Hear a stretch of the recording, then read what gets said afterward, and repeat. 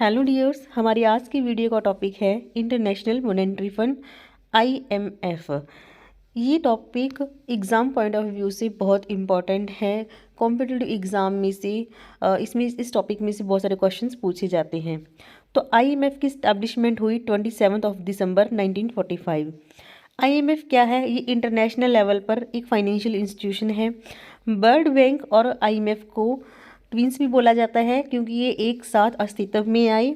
तो world bank के बाद अगर किसी कंट्री की गवर्नमेंट ने पैसा लेना हो तो IMF के पास अप्रोच कर सकती हैं। तो करंट टाइम में IMF की 190 मेंबर कंट्रीज़ हैं। इंडिया भी IMF की मेंबर कंट्री है। तो IMF का हेडक्वार्टर है वाशिंगटन DC, जो कि कोलंबिया की डिस्ट्रिक्ट है। तो IMF क्या है? The global lender of last resort to national government and lending supporter of exchange rate stability। तो हमने पहले ही जैसे हम पढ़ चुके हैं, नेशनल गवर्नमेंट्स को ये पैसा उधार देता है और मेन इसका काम क्या है? एक्सचेंज रेट को स्टेबलाइज करना। थोड़ा हम इसकी हिस्ट्री के बारे में जान लेते हैं। IMF को बनाने से पहले ब्रिटेन वुड कॉन्फ्रेंस हुई थी। ब्रिटेन वुड कॉन्फ्रेंस को और नाम से जाना जाता है United nation monetary and financial conference. तो क्या था? Britain would new Hampshire US के माउंट वाशिंगटन होटल में ये कॉन्फ्रेंस रखी गई। और इस कॉन्फ्रेंस का मेन उद्देश्य क्या था? To regulate the international monetary and financial order after the conclusion of world war second. दूसरे विश्व युद्ध के बाद बहुत सारी इकॉनमीज़ ऐसी थी जो डिस्ट्रक्ट हो गई थी और पॉलिटिकल स्टेबिलिटी नहीं थी, इकोनॉमिक स्टेबिलिटी नहीं थी। तो उनकी इकॉनमीज़ को दोबारा रिवाइव करने के लिए इंटरनेशनल लेवल पर किसी ऐसी इंस्टीट्यूशन की ज़रूरत थी जो ऐसी कंट्रीज़ की इकॉनमी को रिवाइव करने में उनकी हेल्प कर सके, उनके बैलेंस ऑफ पेमेंट को, जिनका डिसइक्विलिब्रियम है, उनको इक्विलिब्रियम लेवल पर ला सके, फाइनेंशियल एक्सचेंज को स्टेबलाइज करने में कंट्री की हेल्प कर सके। तो ऐसा कोई इंस्टीट्यूशन की ज़रूरत फील की गई। तो जुलाई जो ये कॉन्फ्रेंस थी ये चली हमारी जुलाई 1 से 22 जुलाई तक 1944 को। तो इसमें 44 कंट्रीज़ के रिप्रेजेंटेटिव ने भाग लिया। According to the ideas of Harry Dexter White and John Maynard Keynes, जो कि फेमस इकोनॉमिस्ट थे उस टाइम। तो हैरी डेक्स्टर वाइट और जॉन मेनार्ड कीनीज ने आइडिया दिया कि इंटरनेशनल लेवल पर एक ऐसा इंस्टीट्यूशन होना चाहिए। तो उनकी आइडियोलॉजीज़ को अडॉप्ट किया गया और इंटरनेशनल लेवल पर 2 फाइनेंशियल इंस्टीट्यूशंस की स्थापना की गई। First IMF and second is world bank. इसीलिए IMF और वर्ल्ड बैंक को ट्विंस भी बोला जाता है। It now plays a central role in the management of BOP difficulties and international financial crisis। इस एक्टिविटी को surveillance and facilitate international cooperation भी बोला जाता है, क्योंकि मेन IMF का उद्देश्य क्या था कि ऐसी कंट्रीज जिनका बैलेंस ऑफ पेमेंट डिसइक्विलिब्रियम है उनको क्या करता है? IMF हेल्प देता है, उनको पैसा देता है ताकि वो अपनी बैलेंस ऑफ पेमेंट को फेवर में ला सके, अपनी फाइनेंशियल एक्सचेंज रेट को स्टेबलाइज कर सके। तो इसके मेन हम फंक्शंस जैसे कि हम पहले ही पढ़ चुके हैं। Fix exchange rate, short term capital aid provide करता है BOP बैलेंस ऑफ पेमेंट को इक्विलिब्रियम करने के लिए, ताकि इकोनॉमिक क्राइसिस को रोका जा सके। देखिए IMF ने नोटिस किया कि कॉन्टीन्यूस एक सीरीज़ है हमारे पास, मतलब कि जो क्राइसिस हुए। मैक्सिको में एक इकोनॉमिक क्राइसिस आया, फाइनेंशियल क्राइसिस आया 1982 में, ब्राज़ील में 1987, ईस्ट एशिया में 1997 और रशिया में 1998। तो एक सीरीज़ है।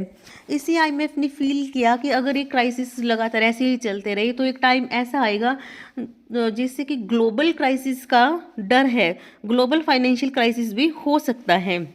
तो इस ग्लोबल फाइनेंशियल क्राइसिस को रोकने के लिए IMF क्या करता है? हर साल टाइम टू टाइम इकोनॉमीज़ का, अलग अलग कंट्री की इकोनॉमीज़ का, उनका फाइनेंशियल रिकॉर्ड, उनकी फाइनेंशियल स्ट्रेंथ को रिकॉर्ड करता है ताकि पहले ही आने वाली थ्रेट को आइडेंटिफाई किया जा सके और नेसेसरी एक्शन लिए जा सके। तो वर्ल्ड इकोनॉमिक आउटलुक ये सर्वे है जो IMF हर साल 2 बार पब्लिश करता है। इसमें क्या है, हर कंट्री की इकोनॉमीज़ को ट्रैक किया जाता है, उनके फाइनेंशियल डाटा को पब्लिश किया जाता है। 27 दिसंबर 1945 29 कंट्रीज़ ने रेटिफाई किया था it's AOA article of agreement. By the end of 1946 39 member countries थी इसकी, और करंट में 190 टोटल इसकी मेंबर कंट्रीज़ हैं। तो बात करते हैं अब इसकी स्टाफ की।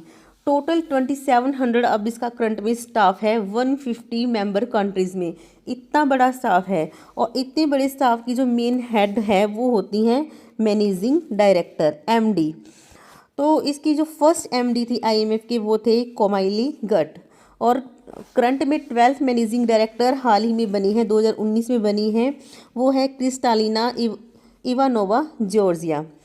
और जहाँ की जो MD होती है वो स्टाफ की हेड होती है, और MD को 4 डिप्टी MD असिस्ट करते हैं। फर्स्ट डिप्टी MD थे एंड्रयू ओवरवाई, और जो करंट में 11th MD हैं 21 जनवरी 2022 से वो काम कर रहे हैं, वो है गीता गोपीनाथ, जो कि इंडियन अमेरिकन इकोनॉमिस्ट हैं। तो पूरे स्टाफ को रेगुलेट करना, मैनेज करना MD के हाथ में होता है। मेन ऑर्गन कौन है IMF का? Board of governor. तो मतलब इसे हम कह सकते हैं कि IMF का जो दिल है वो बोर्ड ऑफ गवर्नर है, क्योंकि बोर्ड ऑफ गवर्नर क्या है, सभी इंपॉर्टेंट डिसीजन लेता है, जो पॉलिसीज़ बनाना, अमेंडमेंट करना, कुछ रूल्स एंड रेगुलेशंस को फॉलो करना, गाइडलाइंस इशू करना, मेन काम बोर्ड ऑफ गवर्नर करता है। हम आगे इसके बारे में थोड़ा डिटेल में पढ़ेंगे। तो फर्स्ट कंट्री जिसने IMF से उधार लिया पैसा वो थी फ्रांस। फ्रांस ने पैसा उधार लिया था 8 मई 1947 को। ऐसे बहुत सारे छोटे छोटे क्वेश्चंस हैं जो डीपली आपके कॉम्पिटिटिव एग्जाम में से पूछे जाते हैं, तो इनको नोट करके रख लेना चाहिए। तो बोर्ड ऑफ गवर्नर में एक गवर्नर होता है, 1 अल्टरनेट गवर्नर होते हैं जो कि साल में एक बार मिलते हैं। तो ये बोर्ड ऑफ गवर्नर क्या करता है, क्या क्या काम करते हैं, ये अपॉइंटिंग कोटा, अगर कोटा इंक्रीज़ करना है किसी कंट्री का तो उसके लिए परमिशन बोर्ड ऑफ गवर्नर देता है। SGR कितना एलोकेट करना है, कोई न्यू मेंबर एडमिट हो रहा है, किसी कंट्री की मेंबरशिप विड्रॉल करनी है, आर्टिकल ऑफ एग्रीमेंट में कोई अमेंडमेंट्स करनी है, इन सभी की अप्रूवल बोर्ड ऑफ गवर्नर ही देता है। बोर्ड ऑफ गवर्नर के बिना ये काम नहीं हो सकते। नेक्स्ट है एग्जीक्यूटिव बोर्ड में टोटल 24 एग्जीक्यूटिव डायरेक्टर्स हैं। देखिए वैसे तो जो लार्ज कंट्रीज है 7 कंट्रीज़ उनके अपने अपने एग्जीक्यूटिव डायरेक्टर हैं, जैसे कि US, Japan, China, Germany, France, UK and Saudi Arabia. तो 24 में से 7 ये कंट्रीज़ हो गई जो इनकी क्या है, अलग अलग एग्जीक्यूटिव डायरेक्टर हैं जो इनकी कंट्री को रिप्रेजेंट करते हैं। रिमेनिंग 7 डायरेक्टर्स हैं वो क्या है, बाकी जो 190 मेंबर कंट्रीज़ हैं उनमें से 7 कंट्रीज़ को छोड़कर उनकी ग्रुपिंग की गई है, और एक ग्रुप को अलग अलग टोटल 17 डायरेक्टर रिप्रेजेंट करते हैं। वोटिंग पावर्स की बात करें तो इसका वोटिंग पावर्स बेस्ड है कोटा सिस्टम पर। Each member of the IMF is assigned a quota based on position in the world economy. हर मेंबर कंट्री को एक बेसिक कोटा तो दिया गया है, जैसे कि 5.502% ऑफ द टोटल वोट तो 1 additional vote for each SGR of 1 lakh of a member countries quota. तो उन्होंने SGR में कितना एलोकेशन किया गया है, 1 लाख SGR पर उनको एक एडिशनल वोट मिल जाती है। अगर उनके पास 2 लाख SGR है तो उनको 2 एडिशनल वोटिंग राइट मिल जाएगा। मतलब कि जितना उनके पास कोटा है उतनी ही ज़्यादा उनकी वोटिंग पावर है, जितना उनके पास कोटा है उतना ही उनकी बात को इम्पोर्टेंस दी जाती है। तो SGR क्या है, स्पेशल ड्राइंग राइट, ये क्या है, IMF के अकाउंट्स बनाने की एक यूनिट है। बास्केट ऑफ की इंटरनेशनल करेंसीज, तो ये क्या है, IMF की करेंसी है, जैसे हर देश की अलग अलग करेंसी है, तो IMF की करेंसी है SDR। SDR को पेपर गोल्ड के नाम से भी जाना जाता है। तो हम कोटा की बात कर लें, सबसे हाईएस्ट कोटा है US का, सेकंड नंबर पर आता है जापान, थर्ड नंबर पर आता है चाइना, और इंडिया आता है 8th नंबर पर इटली के बाद। तो इंडिया 8 नंबर पर है, और सबसे लार्जेस्ट कोटा किसने मतलब लिया हुआ है, वो है यूएस। तो ये बहुत सारी इन्फॉर्मेशन दी आईएमएफ के बारे में। हो आपको वीडियो अच्छी लगी हो।